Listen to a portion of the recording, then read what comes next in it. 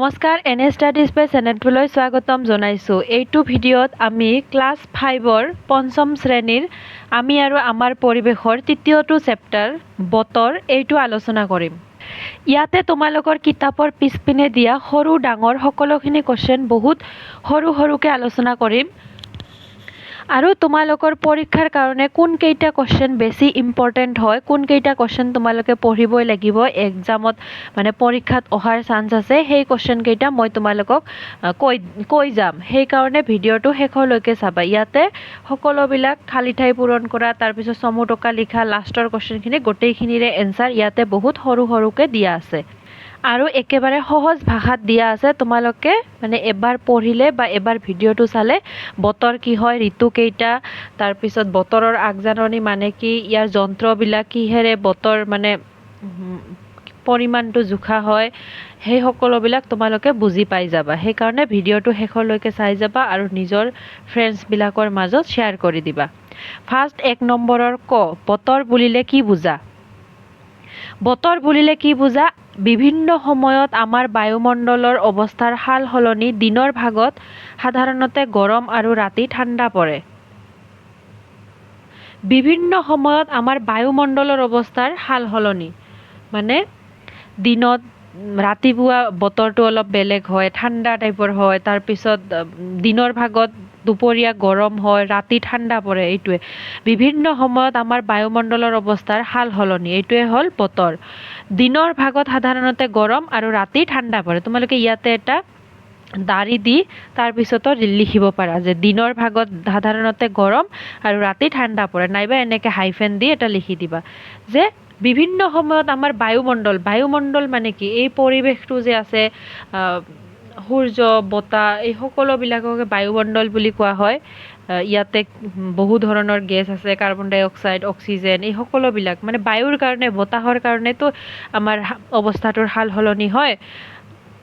সেইকাৰণে এইখিনি কৈছে। বতৰ মানে কি বিভিন্ন অৱস্থাৰ সাল সলনি, যেনেকৈ দিনৰ ভাগত গৰম, ৰাতি ঠাণ্ডা পৰে, কেতিয়াবা বতাহ বলে, কেতিয়াবা বৰষুণ হয়, কেতিয়াবা তুফানৰ দিন হয়, কেতিয়াবা বৰষুণ হয়। আজিকালি যেনেকুৱা দিন চলিছে, ৰ'দ দি আছে তাৰপিছত বৰষুণ দি আছে, এইবিলাকে বতৰ পৰিৱৰ্তন বুলি কোৱা হয়, নাইবা বতৰ বুলি কোৱা হয়। আৰু কেতিয়াবা ধুমুহা গাজনি আদিও আহে। একেবাৰে সাধাৰণ ভাষাত তোমালোকে লিখি দিবা যে বিভিন্ন সময়ত আমাৰ বায়ুমণ্ডলৰ অৱস্থাৰ সাল সলনি, যেনেকৈ দিনৰ ভাগত গৰম, ৰাতি ঠাণ্ডা পৰে, কেতিয়াবা বতাহ বলে, কেতিয়াবা বৰষুণ হয়, কেতিয়াবা ধুমুহা গাজনি হয়, এইটোকে বতৰ বোলে। বায়ুমণ্ডলৰ এনে একোটা পৰিস্থিতিকে বতৰ বোলে। আৰু বায়ুমণ্ডলৰ এই প্ৰতিটো অৱস্থাকে, যেতিয়া মানে কি হ'ল, বতাহ বলি আছে, বৰষুণ হৈ আছে, ধুমুহা গাজনি হৈ আছে, এটা অৱস্থা, যিকোনো অৱস্থা, যে এতিয়া বতৰটো ধুমুহা বতাহ হৈ আছে, এতিয়া বতৰটো কি হৈ আছে, বৰষুণ হৈ আছে, এই প্ৰত্যেকটো অৱস্থাকে কি বোলে, এই পৰিস্থিতিটোকে বতৰ বুলি কোৱা হয়। তোমালোকে একেবাৰে সহজ ভাষাটো লিখিব পাৰা, এইখিনি যদি লিখি দিয়া নাইবা এইখিনি লিখি দিয়া তথাপিও হৈ যাব পৰীক্ষাত যদি মনত নাথাকে। এইটো বহুত বেছি ইম্পৰ্টেণ্ট কুৱেশ্যন হয়। ঋতু কেইটা আৰু কি কি?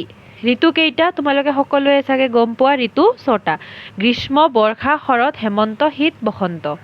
অসমীয়াত আমাৰ 6টা ঋতু থাকে আৰু ইংৰাজীত 4টা ঋতু থাকে। মনত ৰাখিবা, এই 6টা ঋতু কি হয়? গ্ৰীষ্ম, বৰ্ষা, শৰৎ, হেমন্ত, শীত, বসন্ত।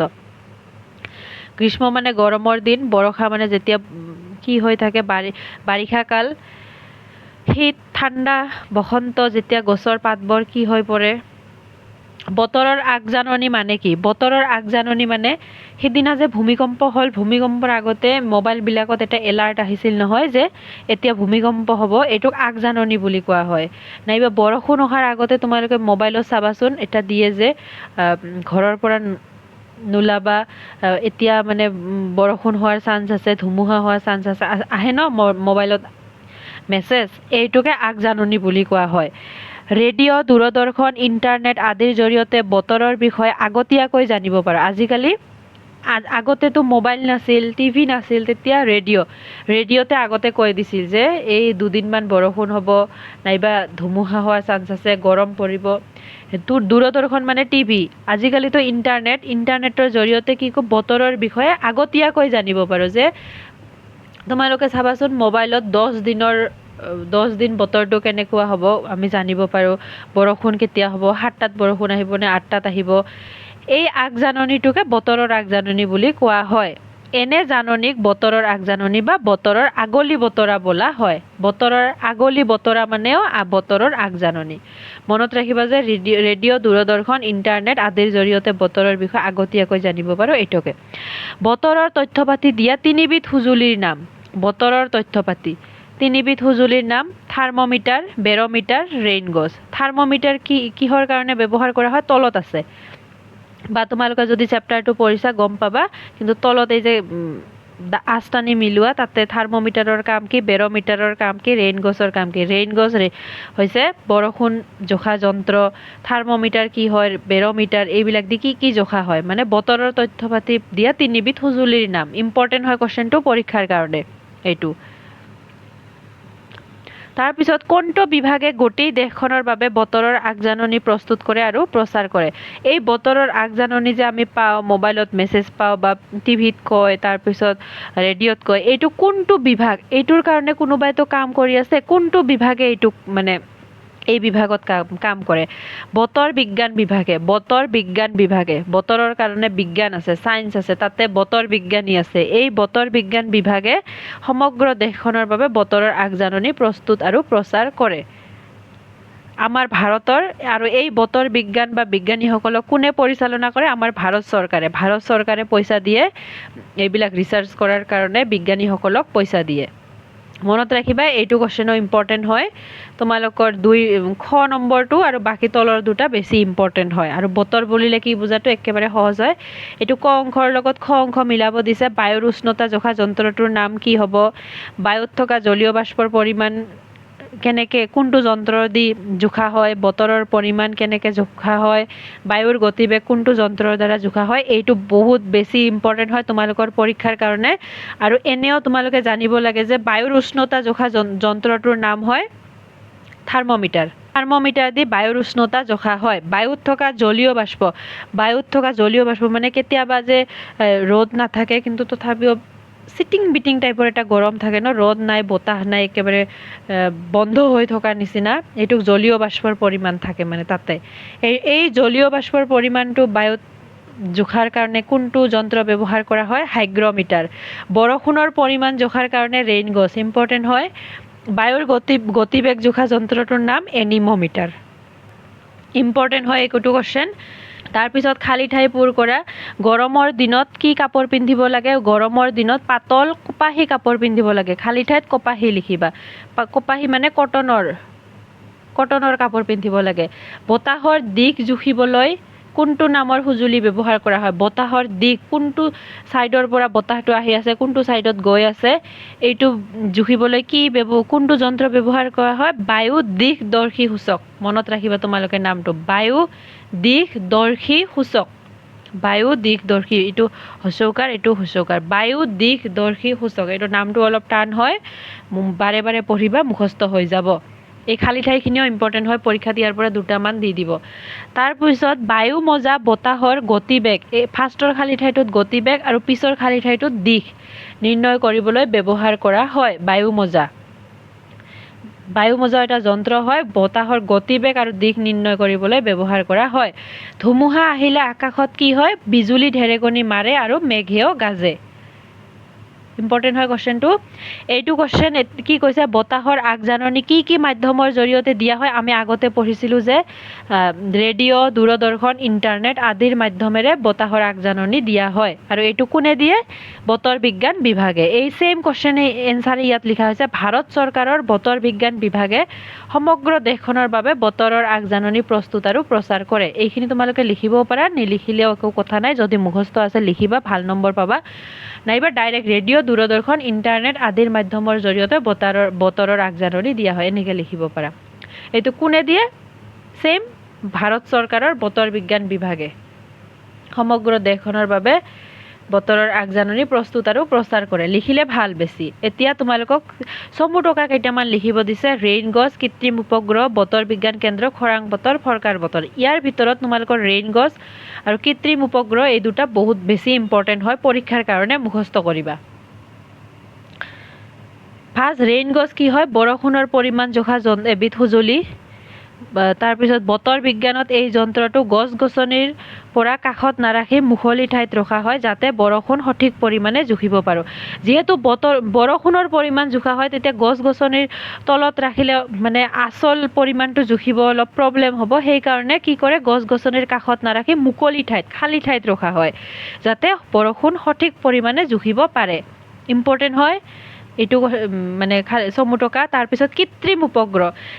আমাৰ সৌৰজগতত ওপৰত মানে কিছুমান উপগ্ৰহ থাকে যিবিলাকে নিজৰ কক্ষপথত ঘূৰি ঘূৰি কি কৰে, পৃথিৱীত বা বেলেগ বেলেগ গ্ৰহত কি হৈ আছে সেইটো মানে চোৱা চিতা কৰে। কিন্তু কৃত্ৰিম মানে হৈছে কৃত্ৰিম উপগ্ৰহবিলাক আমাৰ বিজ্ঞানিকবিলাকে মানে ইয়াৰ পৰা বনাই পঠাই দিয়ে তাতে মানে এনেকুৱা ধৰণে পঠাই দিয়ে তাতে নিজৰ কক্ষপথত ঘূৰি ঘূৰি আমাৰ পৃথিৱীত কি হৈ আছে, কি প্ৰব্লেম হৈ আছে, যেনেকৈ কিছুমান বস্তু মানে বতৰৰ আগজাননী দিয়া, তাৰপিছত ভূমিকম্প এইবিলাক কেনেকৈ গম পায়, এই কৃত্ৰিম উপগ্ৰহবিলাক ওপৰত থাকে, বতাহ মানে পৃথিৱীৰ কণ্ডিশ্যনটো চোৱা চিতা কৰি থাকে।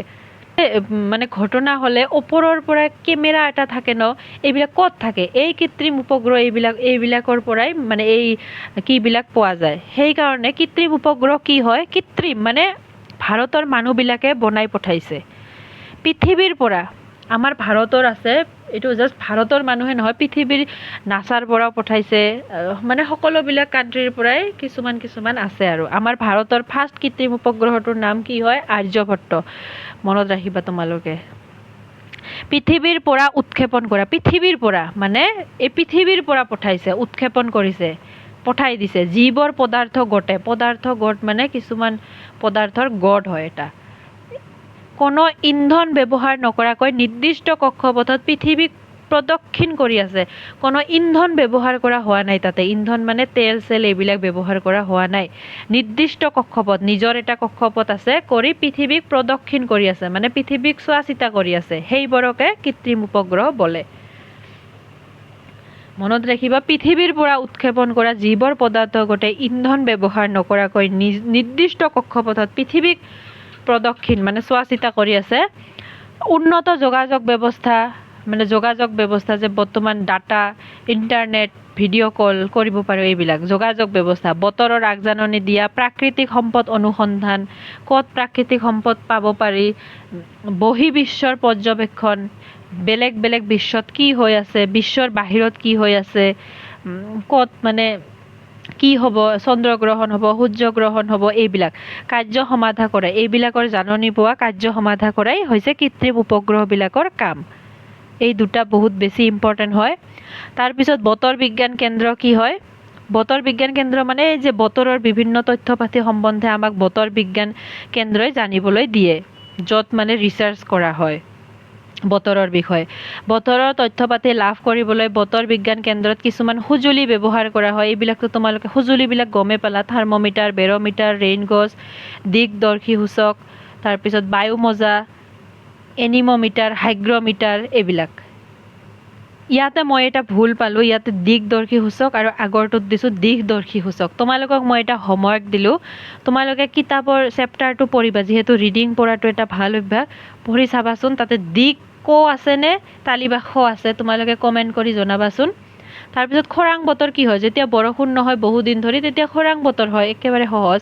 কেতিয়াবা বহুদিন ধৰি বৰষুণ নহ'ব পাৰে, দীৰ্ঘদিন ধৰি বৰষুণৰ অভাৱত বতৰ শুকান হৈ পৰে, ঠায়ে ঠায়ে মাটিত চিবাল ফাট মেলে, মানে ডাঙৰ ডাঙৰ ফাট মেলে। এনে বতৰক খৰাং বতৰ বা শুকান বতৰ বুলি কোৱা হয়। খৰাং বতৰত খেতিয়কৰ বহু ধৰণৰ সমস্যা হয়, পানী নোহোৱা হ'লে খেতি কৰিব নোৱাৰে। আৰু ফৰকাল বতৰ মানে বৰষুণ চৰষুণ নোহোৱা, মানে আকাশত ডাৱৰ নাথাকে, ক'লা মেঘ নাথাকে, এইটোক ফৰকাল। মানে আমি কওঁ ন এই ফৰকাল হৈছে, এতিয়া আৰু বৰষুণ নহয়। যেতিয়া আকাশত ডাৱৰ নাথাকে তেতিয়া আকাশখন ফৰকাল হৈ থাকে। সাধাৰণতে পুৱা আৰু আবেলি বতৰ অলপ ঠাণ্ডা থাকে, যদিও দুপৰীয়া তুলনামূলকভাৱে গৰম বেছি হয়। এনেকুৱা বতৰ হৈছে ফৰকাল বতৰ। ফৰকাল বতৰত সকলো ধৰণৰ কাম কাজ কৰিবলৈ সুবিধা,